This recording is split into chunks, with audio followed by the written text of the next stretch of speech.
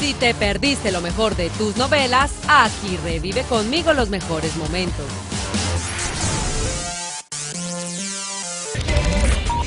En Silvana sin lana, Antonio José decide sorprender a Chivisé en su casa. No estoy muerto, estoy libre.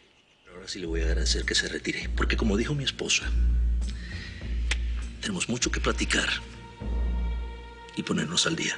Vamos a decidir qué es lo que va a pasar ahora. Subí mis cosas a tu recámara. ¿Qué? ¿Qué te molesta?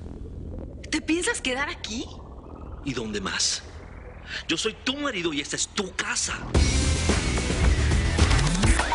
En Sin Senos y Hay Paraíso, Marcial quiere acabar su vida con un suicidio. Escúcheme, hermano.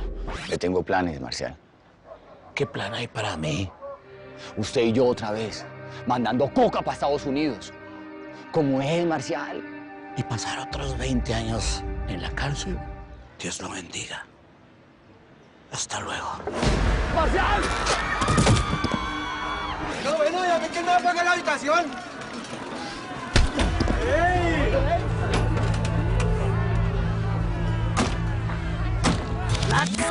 En Señora Cero, Salvador se desquita de sus desgracias con el indio.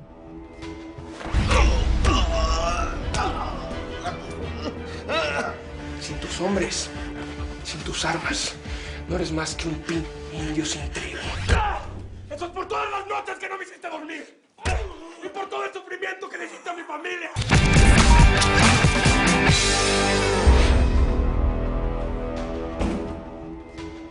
Esta no me la esperaba.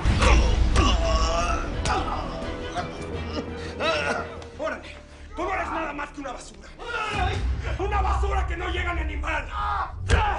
Eso es por todas las noches que no me hiciste dormir. Y por todo el sufrimiento que le hiciste a mi familia.